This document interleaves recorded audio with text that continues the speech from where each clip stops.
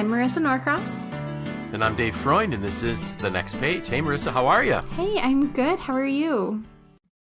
I have a cold. But It's not as bad. It's not as bad as my old one, so my airborne gummies are still working. So please, for our listeners, still go out and buy your airborne gummies. Or there's one that you have that's a different brand. Yeah, I'm doing the elderberry, right? Yeah. Good. So, not sponsored, these things work. But if they want to sponsor us. Right. We'll take sponsorships from anybody, right? Well, not anybody. They have to be people that share our values. Yes.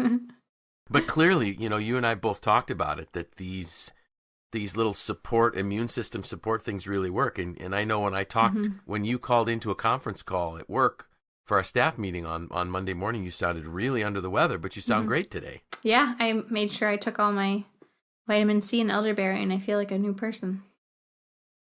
That's awesome. And also, a big thing that folks need to realize is that they need to rest. Mm-hmm. Yep, you learned that today. We really need to rest.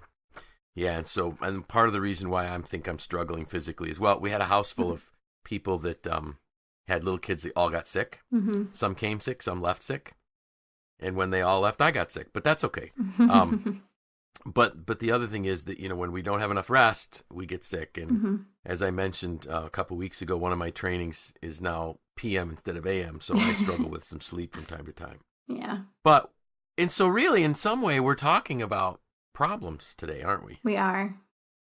So the title of my post this morning was Opportunities in Work Clothes. And I chose that because I've been doing a lot of thinking about problems, not because my life is filled with them, on the contrary.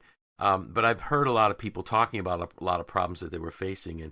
And I remember when I was a kid, I would always go to my dad and say, I got a problem. And he always came back with the same line, "You don't have a problem, son. You have opportunities in work clothes." And, as a kid, it was kind of annoying because I really wanted him to either solve it, or I wanted him to help me, join me in my pity party, which he was never, ever going to do.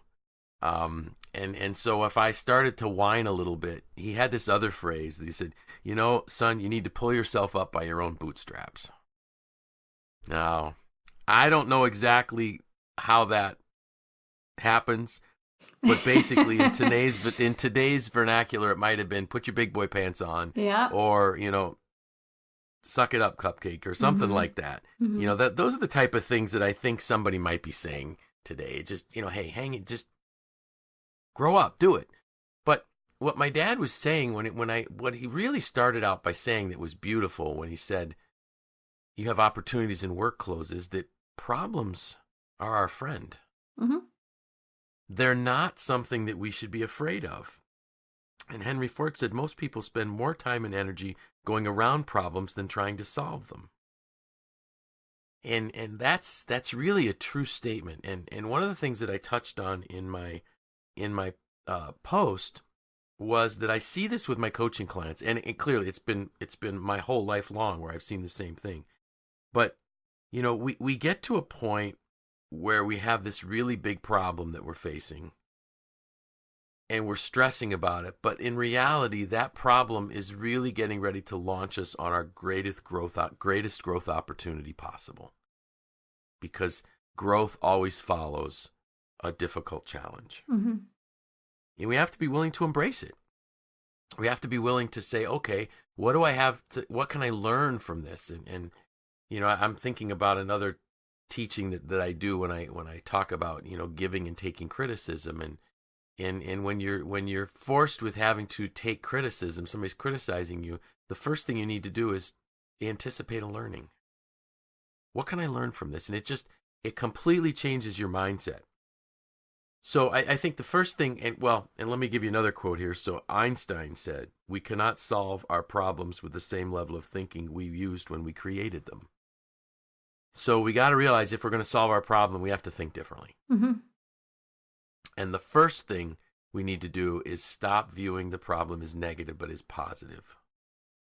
Because when we view something as positive, our mind opens up to creativity rather than getting into a protective mode. So I'm gonna throw a question out to you. So when you interact with people, what percentage of the time when you have people talking to you do you think they talk about problems they're having? And this is not a scientific study, so just a gut feel is, do you think it's frequently, infrequently?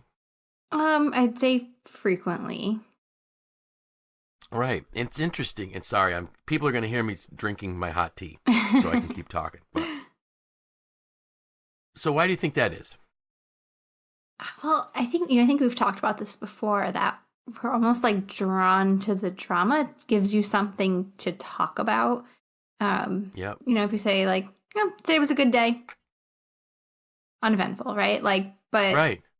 Oftentimes it's easy to like get going and pick up that momentum. Like, here's my problem. Oh, well, here's my problem. Oh, well, here's my problem. And it snowballs into this almost like negative interaction that you really have to make a conscious effort to like pull yourself out of. Exactly. It's almost as though there is this gravitational pull to take us to a more negative mindset. And we try to one-up each other with our issues. And we end up having this giant pity party, which produces nothing of value. Again, I didn't think about asking you that question, because if I had thought about it, I'd have told you ahead of time. But I really believe that most of the time, if we're not careful, the people that we interact with will be negative, and we'll talk about problems. I've mentioned to you, that I do these informal surveys as I walk in and out of our building at work. And there's this one gentleman, he's very friendly, but every single time I say, how are you? Oh my goodness. Brace yourself, because this is going to be a dilemma.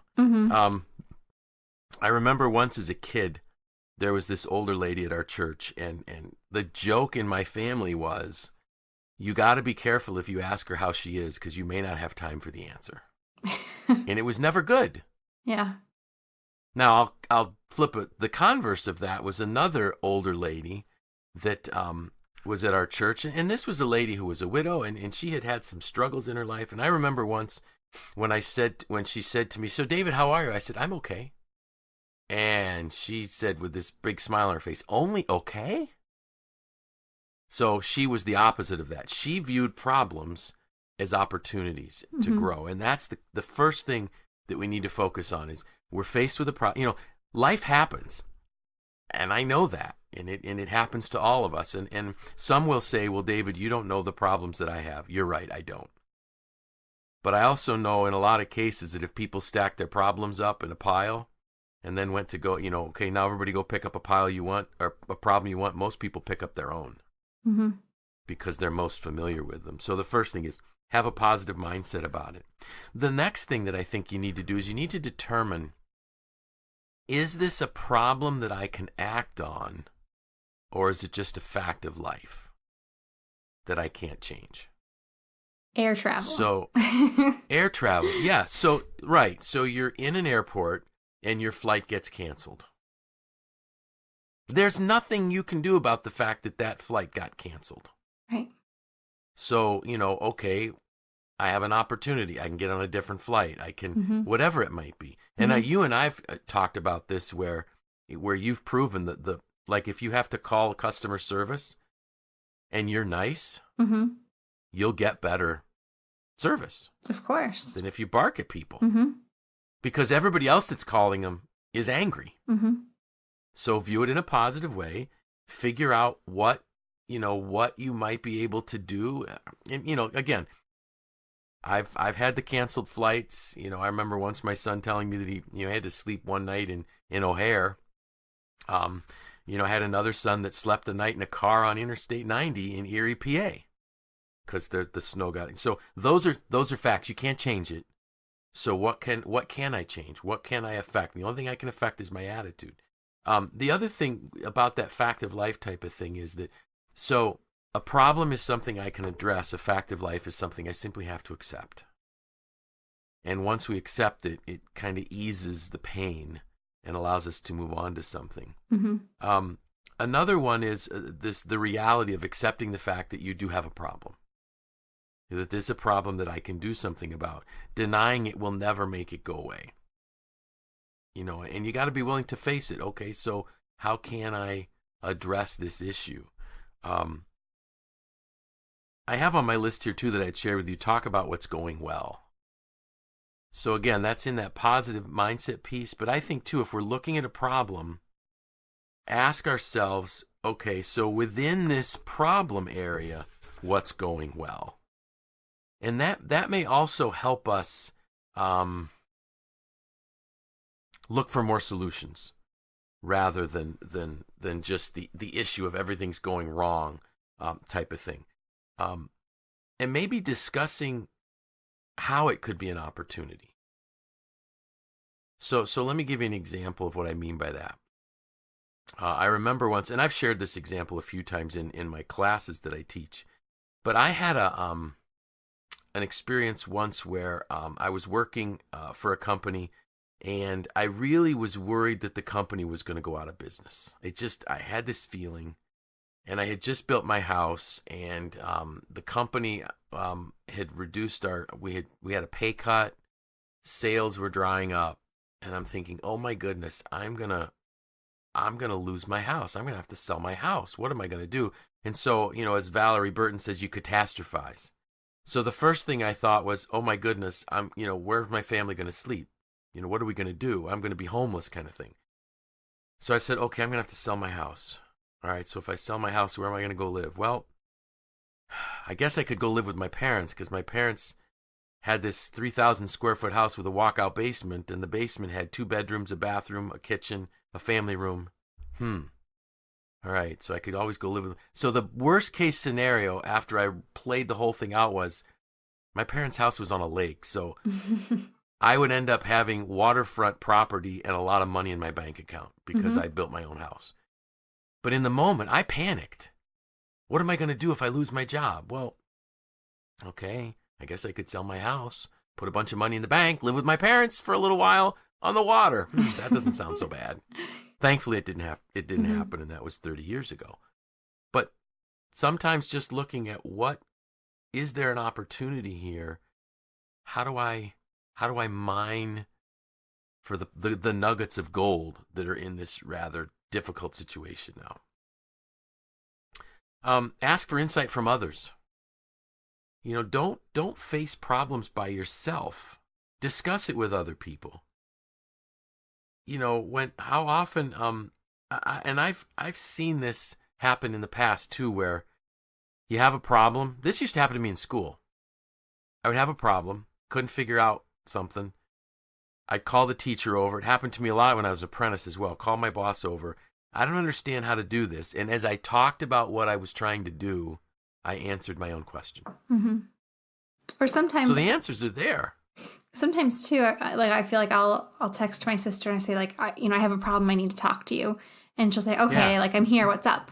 And I'll start, typing it out to her, or I'll start telling her, and then I'll get to the end of it, and I'm like, oh, never mind. I guess it's really not that big of a problem but exactly, when it was in my head, it seemed like this big thing, and then when I got it out, I realized okay, this isn't a big deal, or it's completely solvable, or I can accept it, whatever, and then move on. Right. Exactly. And that the process of verbalizing it, it's almost like, I'm going to use this example, and I hope it's right. Well, we'll find out when I'm done if it's right, won't we? So, when we were scared of the dark, we were scared of what we didn't know. As soon as we turned the light on, there was nothing to be scared about. So I think a lot of times when we can sit down with somebody we trust and we can begin to share our problem, it's like shining the light on it. And it isn't quite as scary. Right. There's something about that dialogue with another person, that connection with another person, that helps us through it. And the interesting thing is, with my coaching clients, I don't give them answers to their problems. I ask them more questions about their problems. And as I ask them more questions, and one of them is, well, what could you do? What if this? What if that? And they find the solutions themselves. So we have these solutions in our minds. We're just not aware of them at that time.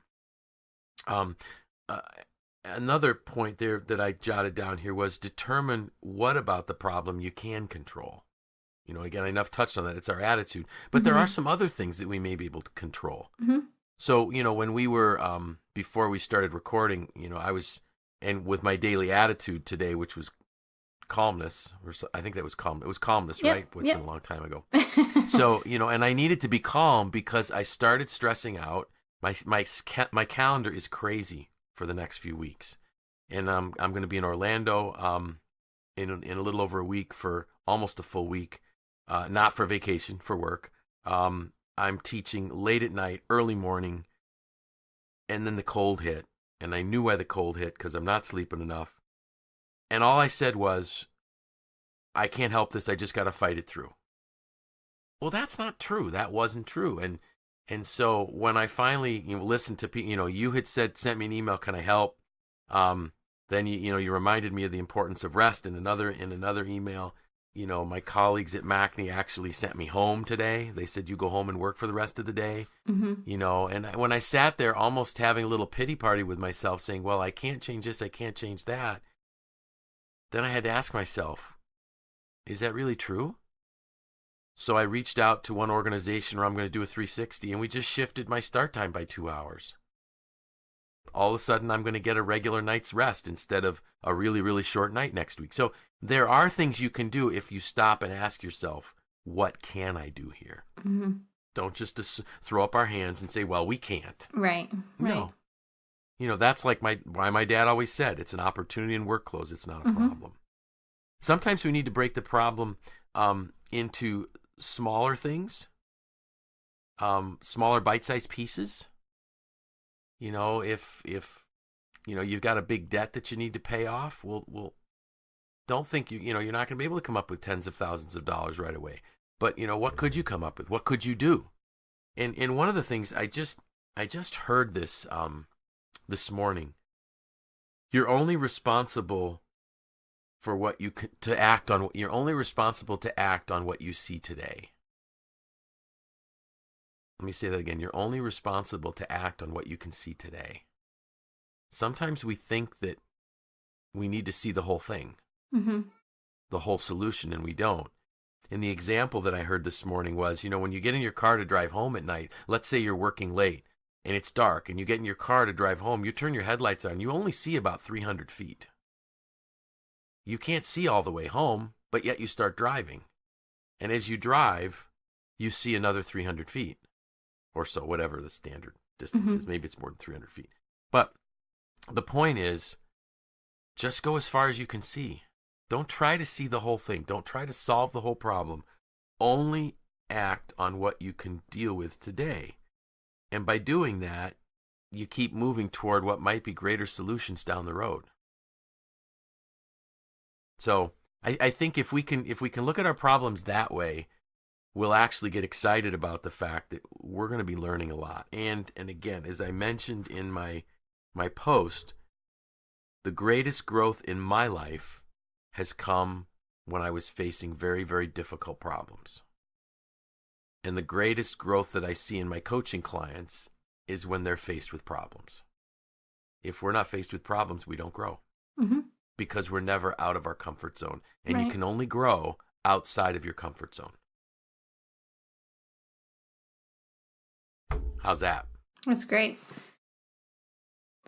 So, why do you think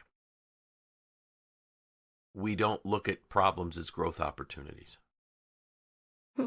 Why? I think because it's maybe easier to just feel sorry for ourselves or to blame something. Right. We can just blame the problem. Right. That's why we didn't succeed, or this didn't happen because I ran into an obstacle, instead of having to actually face it and move through it. Exactly. And so isn't it interesting how this ties right into what we've been talking about in previous weeks with where our self-limiting beliefs, where we're faced with a problem, and rather than argue for ourselves to achieve something that we want to achieve, we literally argue against ourselves. And that's the key too. So that's another thing where when we have people in our life that we can speak to, whether it's a coach, a mentor, a close friend, as soon as we can begin to verbalize some of these things, they will be the people that will say, like my dad did, hey, this is an opportunity in work clothes. It's not a problem. Let's see what we might be able to do with it. Let's unpack this opportunity and see where you could go next. And I think too, like, not taking ownership of other people's problems, and then also absolutely not, how do I say this? Like, so not making other people's problems your problems, but then not pawning your problems off onto other people as well. Right. This kind of goes back to like the idea of determine what about the problem you can control. So, right.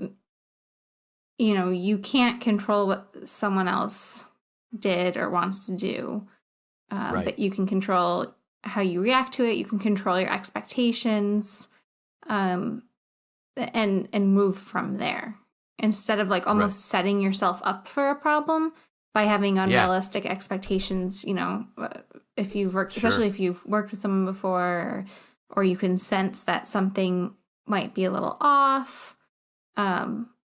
You know, you can only control your reaction to that, or in your interaction, not what that person does.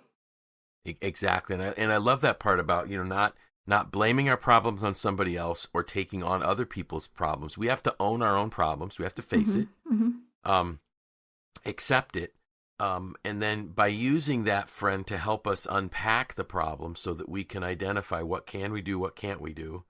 And, you know, again, looking at it as a growth opportunity, looking at it as a positive thing, not a negative thing, we're really going to be able to make the most out of that situation. You know, there's a phrase that John Maxwell always uses, and he talks about, you know, with change. He says, you can either go through it or you can grow through it. The choice is totally up to you. And I think, again, that this shift, this pivotal shift, is that we need to shift our mindsets that problems, change, difficulty, whatever it is an opportunity. It's an opportunity for us to grow, and our greatest growth is always on the other side of that difficulty. And then we're going to look back and say, you know what? That really wasn't that bad. Right. I just thought it was. And the reason why, so at the level of thinking we were at when we first looked at it, it was really bad. But our level of thinking elevated so much that on the other side, it was not as big of a hill as we thought, because it's preparing us for additional growth down the road. The one thing I do want to help people realize, though, is when you're struggling with something, you know, take a little bit of an inventory of what's going on in your life at that time too. Because if let's say have a lack of sleep, you got little ones at home that are sick, whatever, you're feeling under the weather, there's different things going on in your life, the problems that you're facing may not actually even be problems. It just could be that your perspective in that moment's struggling. And you know, take a little quick check up from the neck up kind of thing. What's going on? Is something unusual? Okay. If I'm seeing this clearly, now I can move in and work on solving the problem. Yeah. Cool. Do you have any other tips on solving problems that you want to share with us? I think there's one other thing I want to leave our listeners with, and it's something that I heard maybe a few months ago, talking about the law of occupied space. And so if you are feeling one emotion, you can't be feeling another at the same time. So if you're feeling that pity party feeling, you can't also be feeling gratitude, or you can't also be feeling joy or contentment or anything like that. So it's something that I've really been trying to do, and I think definitely works, is if I'm feeling overwhelmed, I try to replace that feeling with something else. Like maybe I'm feeling overwhelmed that I have a lot of things going on in my life, both at work and at home and with my family. When I start to feel that way and start to get down about it, I replace that feeling with gratitude, because I am fortunate to have a job. I'm fortunate to have my family. I'm fortunate to have my messy home. And that kind of just pushes that problem into the opportunity zone instead of the problem zone. I love that. So that's the law of occupied space. Mm-hmm. Cool. Yeah. I'm going to steal that from you from time to time. I'll give you credit. Well, I mean, it's not my law. But it's a great story that I'll just say in closing. And I've heard John say this multiple times. So, John's best-selling book is The 21 Irrefutable Laws of Leadership. And I just heard him say this again recently. And he said, that whenever he goes to an event, he's always there. He's always willing to sign books if people want him to sign their book. Mm-hmm. This one guy comes up to him and says, and he's signing the book, and he looks at John, and he goes, I have a problem with one of your laws. John just said, well, that's okay. And he smiled and handed the book back. And the guy stood there, and he goes, no, you don't understand. I disagree with one of your laws. And John said, I looked at him and I said, well, I didn't write the book to make you happy. I wrote the book. I said, these are the laws that I believe, and then the guy just kind of like smiled and walked away. He said, I didn't write the book to make you happy. I wrote the book to help you. And so then John always likes to add, he didn't say this to the guy. He goes, you can disagree with the law of gravity. Just jump off a building and see how long you disagree with it. Mm. Because it's a law, it's a fact, and I love that. The law of occupied space. If we don't fill our space with positive things, nature abhors a vacuum, mm-hmm. and it will fill it. And we know that naturally the negativity stuff will flow right in. Mm-hmm. Just like we talked about at the beginning, we got friends that always want to talk about their problems. Right. Very few times do they want to talk about what's going great, because mm-hmm. they don't find that's as exciting. So. You want to know what we're talking about next week, don't you? Yes, I do. I don't remember. I had a thought and I lost it. So I don't know. We'll chalk it up to the cold. It'll be a surprise. We'll chalk it up to the cold. But I do know this, that we will be recording. When we record next week, I will be in my hotel room in Orlando. It'll probably be a lot warmer there than it is here. It will be, but I always tell people I do not go outside. I get into the hotel, the conference center, and I mm-hmm. burrow in, so to speak, for the 5 days that I'm there, so that when I come out on the other side, I'm ready to go. But mm-hmm. you know what? I'll tell you what. I promise that I will at least walk out to the pool once so I can say I did. I won't go in it, but I'll walk out and maybe send you a picture of that. March is a great time in Florida. Beautiful weather in March in Florida. Yeah. So with that, I'm Dave Freund. I'm Marisa Norcross. And this was The Next Page.